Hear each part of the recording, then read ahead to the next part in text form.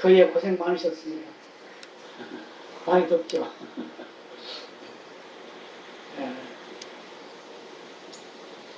이 더위라는 것이 이제 얼마 안 남았습니다. 한 열흘만 있으면 좀 시원해질 거예요. 그래서 이제 물이 차가워지고, 그게 이제 광복절 지나면 다 그러고. 8월달은 해방의 달이죠. 우리나라로 봤을 때는 해방의 달. 교회적으로 봤을 때는 수련의 달. 많은 배움과 가르침의 달입니다. 8월달. 그런데 오늘 본문을 통해서 일어나라, 빛을 발하라. 오늘 1절에 말씀하고 있죠.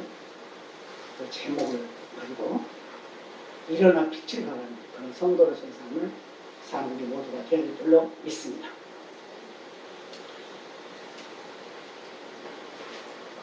이사야서 구약 성경 중에 이사야서는 그나마 하나님의 심판 예언들도 있고 또 하나님의 용서와 사랑이 또 속죄와 구원이 명확하게 약속되어 있는 내용들이 기록된 책이 바로 이사야서입니다. 그래서 이사야서를 보다 보면 공격적인 부분도 있고 정제적인 부분들도 있지만 하나님의 용서와 구원이 구구절절히 흐르고 있기 때문에 하나님의 공의와 사랑이 가장 절묘하게 어우러진 책이라고 이렇게 학자들은 말을 합니다. 특히 신학자들은 이사야서 40장에서 60장까지는 구약 속의 신약이다라고 이렇게 말을 할 만큼 그 이사야서를 아주 중요하게 보고 있습니다. 그래서 이유는 주된 기사가 하나님과 이스라엘 민족 간에 깨졌던 관계가 회복된다는, 또 구원받은 사람들이 받은 복에 대해서 예언하고 있기 때문입니다. 그 중에서도 특히 60장과 62장은 이스라엘의 그 영광스러운 회복의 은혜를 예언하고 있고 그 구원과 회복은 메시아를 통해서 성취된다는 것을 강조하고 있습니다.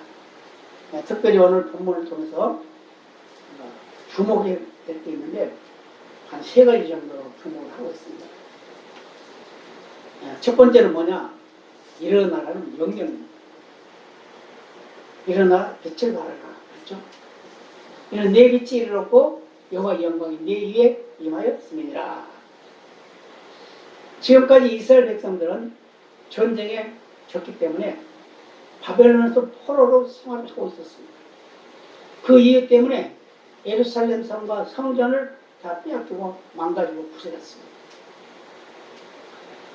그런 이유 때문에 그들은 하나님 앞에 얼굴을 들지 못하고 부끄러운 삶을 살고 있다고 생각하고 살고 있었어요. 그러나 이제 하나님의 은혜로 회복될 것이며 잃어버린 것들을 다시 찾게 될 것이니까 일어나라 라고 말씀하고 있다 그 말입니다. 자, 일어나라는 명령 속에 2가지 뜻이 있습니다. 첫 번째는 당당하게 일어나라는 뜻입니다. 당당하게 일어나라. 머뭇거리지 말라 그 말이죠. 그동안 이스라엘 백성들은 강대국 틈새에 끼어서 서로 눈치를 보며 살았어요. 특히 430년 동안 애굽의 눈치를 보며 살았죠. 북왕국은 앗술의 눈치를 보며 살았고 남왕국은 바벨론 눈치를 보면서 살았습니다. 그리고 한때는 그 나라 안에서도 친애굽파 또는 친아수르파, 친바벨론파로 군번이 분을 돼가지고 서로가 서로를 싸우고 불신하는 그런 일도 있었습니다. 그러나 이사야 선지자는 오늘 본문을 통해서 이제 그런 시간은 지났다. 일어나라. 일어나서 당당하게 살아라. 그리고 지나간 과거는 다 잊어버려라. 애굽이나 아수르나 바벨론 같은 것은 아무리 그들이 강대국이라고 할지라도 하나님께서 너희를 도와줄 것이다. 해방의 은혜를 줄 것이다. 그렇기 때문에 일어나라 라고 말씀하고 있다는 걸 말씀해 주고 있습니다. 누가복음 8장 40절 이하에 보면은 예수님 당시에 회당장 관리 책임자인 야이로라는 사람이 나옵니다. 그 회당장이라고 했어요. 그런데 그 딸이 중병으로 죽게 됐습니다. 다 죽어가고 있었어요. 근데 그 딸은 12살이었는데 그 아버지가 예수님을 찾아왔습니다. 예수님을 찾아와서 예수님 발을 엎드려서 간청합니다. 내 딸이 다 죽어갑니다. 선생님, 내 딸 좀 고쳐주세요. 라고 간청을 합니다. 그러니까 예수님께서 그래, 그럼 내가 너희 집으로 가자. 그 집으로 가고 있어요. 가고 있는데 한참 가는데 어떤 일이 나냐면 그 친구들이 달려옵니다. 여보시오, 지금 당신 딸 죽었어. 예수님 더 귀찮게 하면 안 돼. 이제 그만 포기해. 그러는 거예요. 그런데 예수님께서 뭐라고 하신지 아십니까? 걱정하지 말고 믿기만 해라. 믿기만 해라. 죽었다고 그러는데 믿기만 해라. 근데 그 아버지도 대단하죠? 이 아이로도 대단해. 믿기만 해라. 예수님이 그 집에 가가지고 그 아이 손을 잡고 일어나라. 그러니까 일어났어요.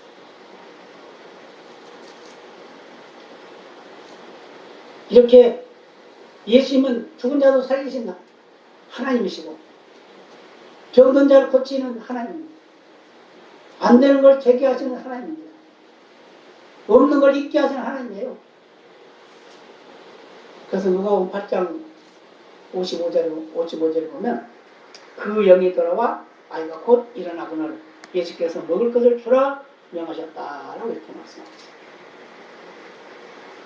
또 누가복음 7장 14절에 보면 죽은 청년을 관에 메고 나옵니다. 그런데 그 어머니는 과부야. 아들 하나 지금 데리고 사는 거예요. 근데 그 청년이 죽었어요. 예수께서 그 상해를 멈춰놓고 청년아, 내가 네게 말하니 일어나라 라고 했더니 관 속에 들었던 청년이 벌떡 일어나 사는 거예요. 죽은 사람도 손이 끊어진 사람도 영이 떠나서 영원히 다시는 못 올 그런 형편이 있는 자 할지라도 일어나서 명령하시면 다 살아났다 그 말이에요. 우리 인생이 시편 기자는 뭐라면 강건하면 70이요 강건하면 70이요 많이 살아야 80이다 그랬어요. 많이 살아. 근데 지금은 뭐 100살까지도 살죠. 100 몇 살까지도 살고 있어요. 그러나 그것은 잠깐이다 그 말이에요. 그러나 정말 우리가 살아야 할 날은 언제냐? 그날에 가서 사는 날이다.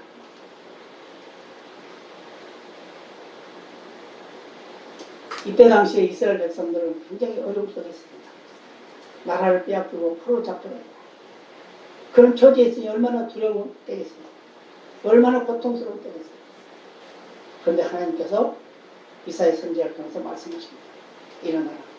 빛을 발해. 이제는 기죽지 말고 일어나라. 당당하게 일어나. 빨리 일어나. 그리고 힘을 내서 걸어가. 이렇게 말씀하고 있습니다.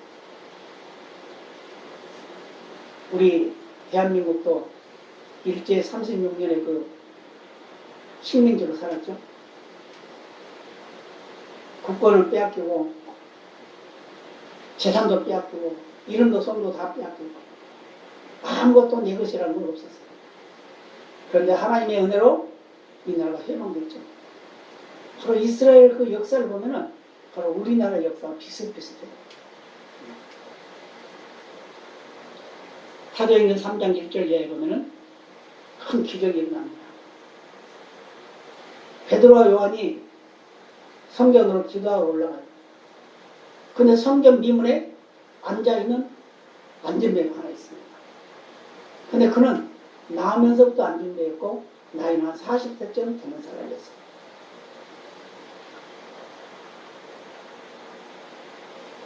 베드로와 요한에게 한 푼 주십시오 그러는 거예요. 근데 베드로 요한이 지금까지 못 받겠으니까 매일 거기 있습니다. 근데 그날은 주목합니다. 주목했다고 했어요.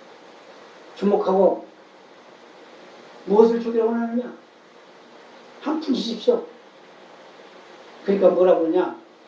사도행전 3장 6절은 그렇게 말합니다. 금과 은은 내게 없거니와 내게 있는 것으로 내게 주느니 곧 나사렛 예수 그리스도 이름으로 일어나 걸으라. 아멘.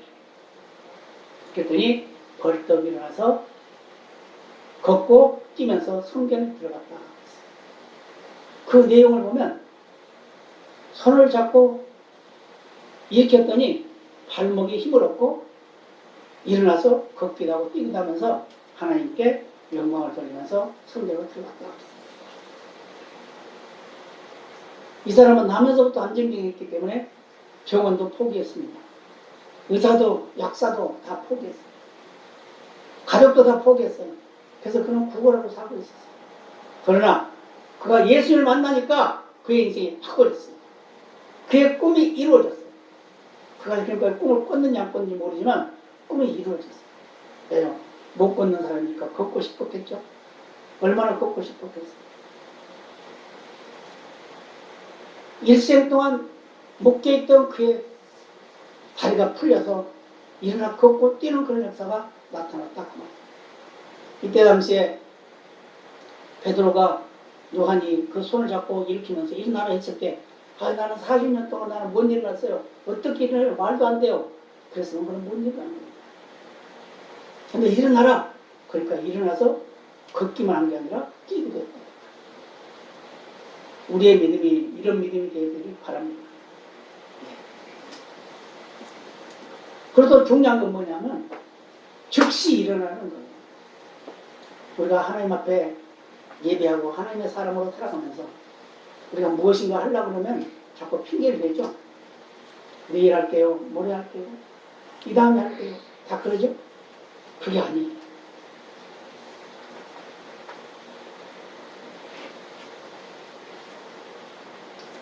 어떤 사람이 구걸을 하러 다녔습니다. 사지가 멀쩡해요. 건강해. 그런데 자기를 도와달라고 그러는 겁니다. 그래서 이런저런 얘기를 하다가 목사님이 내가 지금 5천을 줄 테니까 5천을 받아가겠습니까? 아니면은 일주일 후에 와가지고 예배 드리고 10,000원 받아가겠습니까? 그러니까 아니 그때를 어떻게 믿어요? 지금 5천을 주는 게 낫죠. 그래서 5천을 받아갔대요. 무슨 말이에요? 우리가 이것도 아주 중요한 의미를 가지고 있어요. 일주일 뒤에 어떤 일이 일어날지 몰라요. 그러죠? 무슨 일이 일어날지 몰라.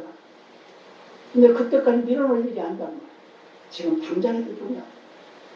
우리의 믿음도 마찬가지입니다.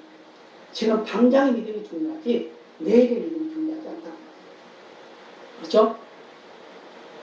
그래서 고린도서 6장 2절에 말씀합니다. 보라 지금은 은혜 받을 만한 때요. 보라 지금은 구원의 날이다 하고 있어요.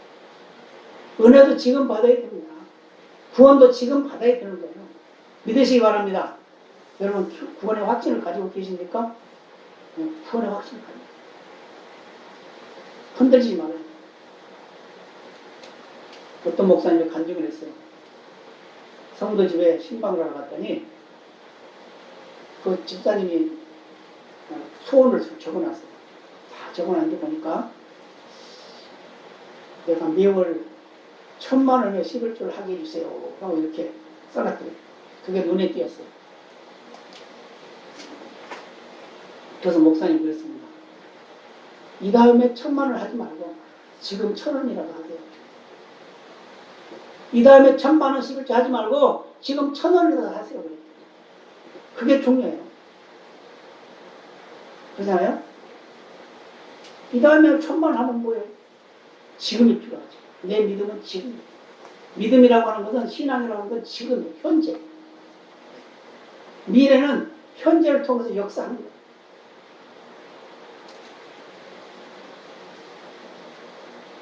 그래서 우리는 습관이 아주 중요해요. 예배의 습관도 중요해요. 굳이 자기의 그 습관을 가지고 고집 부리는 사람도 있어요. 그런데 믿음이라고 하는 것은 예수 중심, 예수 안에서 우리가 함께 하는 것이 믿음이에요. 찬송 390장 보면 십자가 공병들아 주위에 일어나 그러죠. 십자가 공병. 저와 여러분은 십자가 공병입니다. 지금 일어나야 됩니다. 지금 일어나서 뛰어야 돼요. 당장 일어나서 일해야 됩니다. 지금 당장 당당하게 일어나야 된다 그 말이에요. 그래서 주를 위해서 일해. 절망 있고 포기하고 패배하고 좌절 같은 거 떨쳐버리고 일어서시기를 바랍니다. 그래서 승리하시기를 바랍니다. 그래서 어떤 환경이 우리 앞에 닥친다 하더라도 그냥 믿음의 굳게서 빛을 발하는 그런 삶이 되어야 될 줄로 믿습니다. 오늘 본문을 말씀합니다. 빛을 발하라고 명령했어요. 빛을 발하라. 빛이 무엇일까? 요한복음 1장에 보면은 요한복음 1장 9절에 이렇게 말씀합니다. 예수님께서 참 빛 곧 세상에 와서 각 사람을 비치는 빛이라. 누가? 예수님. 요한복음 9장 9절에 보면 내가 세상에 있는 동안에는 세상의 빛이라 라고 이렇게 말했어요. 사랑하는 성도 여러분, 저와 여러분의 삶이 예수를 믿는 이 순간 우리는 빛을 발산하는 사람입니까? 아니면 이미 빛으로 우리가 쓰임받고 있습니까? 이것을 잘 알아야 돼요. 우리는 이미 빛으로 쓰임받고 있단 말이에요. 아멘입니다. 빛으로 쓰임받고 있는. 그래서 우리는 빛의 역할을 감당해야 되는 거예요. 빛으로 쓰임받고 있는데도 불구하고 항상 어둠에 갇혀 있으면 어떻게 되겠어요? 그건 안 되는 거죠. 우리 사람은 스스로 빛을 발할 수는 없어요. 그러나 예수님의 빛을 받아서 그 빛을 반사하는 일을 하는 거예요. 달이 자기 스스로 빛을 발하지 못하지만 태양의 빛을 받아서 발산한 거지. 우리도 예수님의 빛을 받아서 그 빛을 발산하는 삶을 사는 거예요. 그래서 우리는 오해가 없어요. 왜 그러냐면 우리 예수 믿는 그 순간에 우리는 빛이에요. 예수 믿는 순간에 우리는 소금입니다. 마태복음 5장 13절에 보면 너희는 세상의 소금이라 그랬어요. 소금. 소금은 뭘 말하죠? 소금은 아무리 좋은 음식을 만들어놔도 소금이 들어가지 않으면 맛이 없어요. 맛내는 역할을 해요. 맛내는 걸로 끝나나요? 생명을 살리는 역할을 해요. 그러기 위해서는 뭐가 필요해요? 소금을 넣어버려야 돼요. 또 빛을 발산한다고 봅시다. 이게 전기가 들어온 것도 어떻게 에너지가 타야 되겠죠? 뭔가 희생을 해야 빛을 발산한다고. 우리 믿음의 사람이 믿음으로 사는 것도 어떤 한 부분에 희생이 있어야 믿음에 바로 설 수 있다. 그래서 우리는 예수님이 빛이기 때문에 그 빛을 받아서 발산하는 그런 믿음의 삶을 살아야 될 줄로 믿습니다. 우리가 이 세상을 살아가는 하루하루의 삶은 예수님의 영광을 위한 삶을 사는 거예요. 예수님의 은혜를 증거하는 삶을 사는 거예요. 그래서 어떤 문제 앞에 섰을 때도 예수님 생각하고 당당해져. 어떤 환경과 여건 때문에도 기죽지 말고 예수님 때문에 당당하게 살아야 돼요. 가난한 자와 부자는 별로 차이 없습니다. 별 차이가 없어요. 왜요? 가난한 자나 부자나 다 하루 세끼 먹어요. 그러죠? 부자, 돈이 아무리 많아도 하루에 6끼, 7끼는 안 먹겠죠. 하루 세끼. 물론 더 맛있는 거, 덜 맛있는 거 먹을 수도 있겠어요. 그런데 이 세상에서 가장 맛있는 음식이 뭡니까? 짜장면이에요? 아니면 불고기? 아니에요. 가장 맛있게 먹는 맛있는 음식. 어떤 음식이라도 맛있게 먹으면 맛있는 우리 생각에 달려있습니다. 우리가 보통 식당에 가서 음식을 사 먹으면 무슨 생각은 아무리 집에 가니까 거기 참 뭐가 맛있더라 이런 말을 해요. 그렇게 생각하면 어떻게 돼요? 지금 여기 있는 거 맛없다 그거 아니에요. 여기 있는 거 지금 내가 먹을 거 맛없어. 아무 집에 가서 먹은 거 참 맛있었는데 그러면 이거 맛이 있을까요? 없을까요? 맛이 없죠. 아무리 맛이 없는 음식이라도 내가 맛있게 먹으면 맛있는 거예요. 그래야 그 음식이 살이 되고 피가 되죠.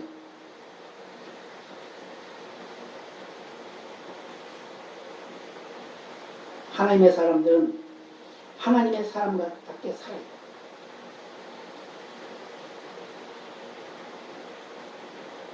그래서 오늘 본문이 말씀합니다. 빛을 발하라. 빛을, 그 빛은 바로 예수님이 우리에게 주신 영광의 빛입니다. 그 빛은 바로 생명을 살리는 일에 쓰임받는 빛입니다. 그래서 우리 예수 믿는 하나님의 사람들은 세상 속의 빛의 역할을 감당해야 돼요. 어둠이 있는 곳에 빛을 발산하고, 싸움이 있는 곳에 화해의 역할을 하고, 그러죠? 예수 믿는 사람들이 싸움에도 더 악하게 하는 게 많다고 해요. 그래서 세상 사람들이 그럽니다. 예수 믿는 것들이 전부야. 예수 믿는 사람이 실수하고 뭐 잘못하면 세상 사람들 그걸 꼬투리 잡아가지고 예수 욕하는 거. 예수만 욕합니까? 하나님 욕하는 거죠. 그래서 우리는 이제 빛으로 살기 때문에 빛의 역할을 하는 삶을 살아야 되는데, 그래서 오늘 4절에 말씀합니다. 네 눈을 들어 사면을 바라보라. 왜요? 이제 빛을 발산하게 되면 이런 역사가 나타난다는 거예요. 눈을 들어 동서남북을 바라보라고 말씀하고 있습니다. 그래서 이어진 말씀으로 보죠. 무리가 네게로 오기 때문입니다.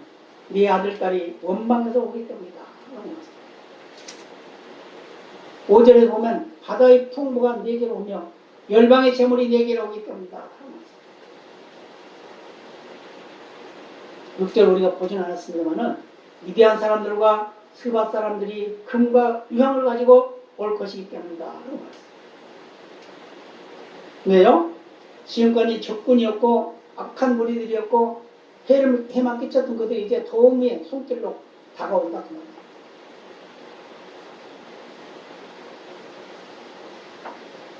8절에만 그럽니다. 동서남북에서 구름같이 비둘기가 날아오는 것처럼 날아온다. 이 뜻은 간단합니다. 하나님의 은혜로 예루살렘이 회복될 뿐만 아니라 동서남북에서 떠났던 사람들이 돌아오고 헤어졌던 사람들이 다 돌아온다는 뜻입니다. 그리고 바다에 배를 타고 물질이 들어온다는 뜻입니다. 그뿐입니까? 이방인들이 각종 보물을 가지고 찾아온다는 뜻입니다. 저는 어떤 목사님은 장애인들을 모시고 있는 목사님이었어요. 지금은 이제 연로하셔서 못하고 있지만, 그분은 그 장애인들을 모시고 사는 과정 속에서 예수 믿는 사람들이 도와주는 것이 아니라 예수 안 믿는 사람들이 많이 도와줘요. 어떤 사람은 쌀가마를 갖다 줘요. 어떤 사람은 고기를 갖다 줘요. 그래서 몇십 년을 그 일을 했는데 한 번도 금주를 본 적이 없어요. 하나님의 일을 하는 하나님의 사람들은 그가 최선을 다하는 그런 결과적으로 봤을 때 열매가 풍성된다는 말씀을 주고 있습니다. 그래서 우리는 신앙이 회복되고 영혼이 회복되면 다시 영적으로 풍성해지면 우리의 인생이 바꿔진다는 걸 우리에게 말씀해 주고 있습니다. 동서남북에서 모여듭니다. 사방에서 모여듭니다.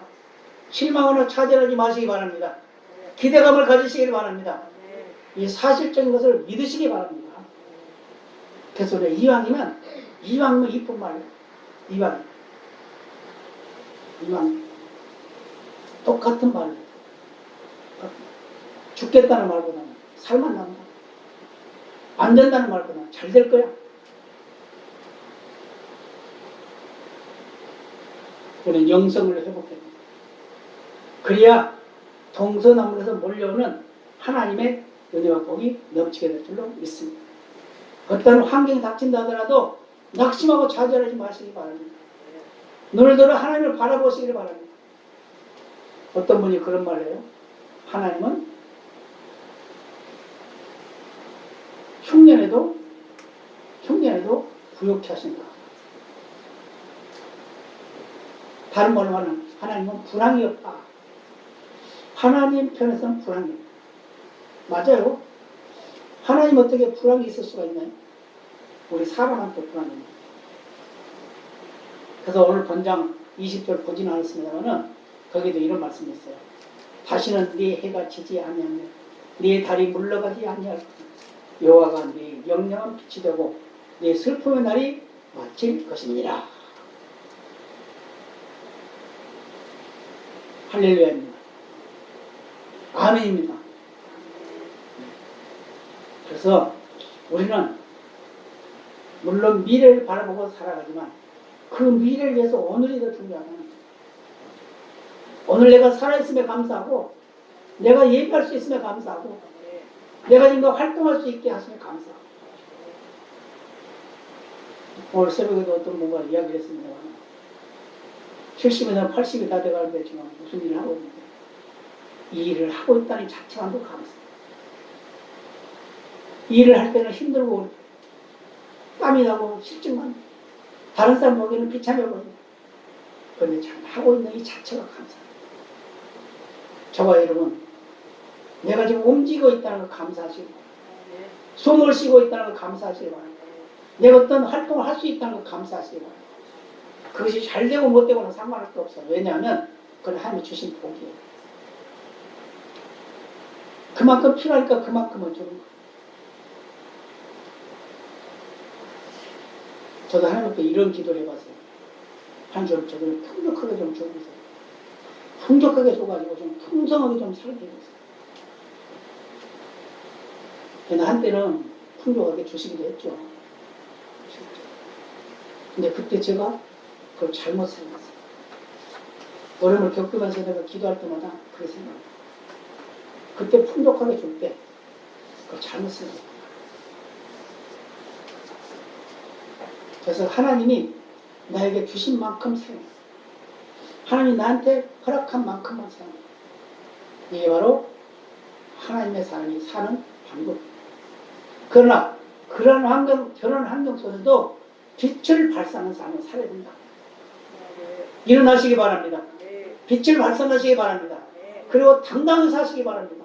기죽지 마시기 바랍니다. 네. 하나님은 살아계신 분이에요. 하나님은 생명의 주예요. 하나님을 내 기준에 맞추지 말고 무한하시고 능력 많으시고 우주 만물을 창조하시고 관리하고 다스리고 계시는 하나님. 지금도 우리와 함께 계시고 우리를 끝까지 인도하시는 하나님. 그 하나님을 바라보는 믿음으로 눈을 들어 하늘을 바라보시길 바랍니다. 어떤 분이 그런 얘기를 했어요. 사방이 다 무너졌는데 하늘만 뚫렸다. 왜요? 하나님은 절대로 우리를 저버리지 않는다. 네. 하늘문 열어놨어요. 나를 도우시고 복주신 하나님. 나에게 예배를 받으시길 기뻐하시는 하나님. 그분께 영광 돌리는 귀한 삶을 사시길 바랍니다. 조만간에 동서남북에서 우리에게 필요한 걸 채워주시고 넉넉하게 하시고 풍성하게 하셔서 만남해 보고 충만케 하실 줄로 믿습니다. 누리고 나누는 풍성을 있게 될 줄로 믿습니다.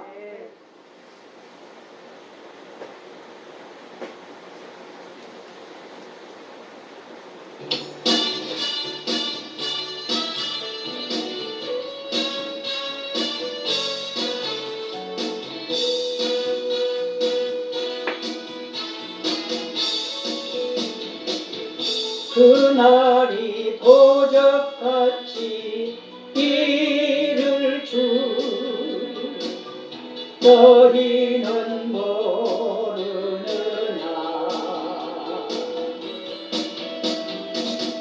늘 깨어 있으라 잠들지 말아라 주님과 동행하라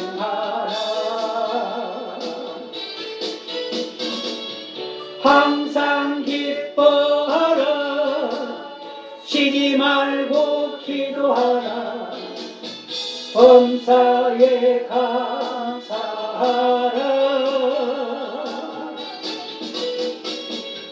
이는 예수 안에서 너희에게 향하신 하나님 뜻이니라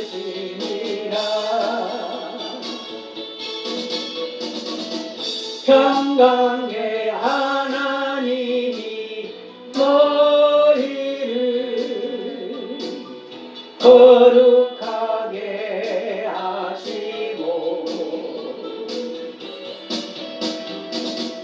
온몸과 영혼이 주오실 그날에 금없기 원하노라. 항상 기뻐하라. 쉬지 말고 기도하라. 범사에 감사하라.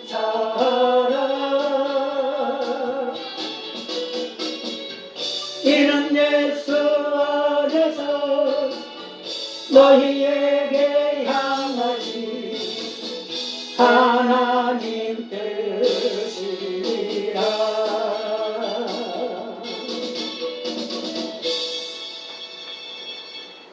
하나님 감사합니다.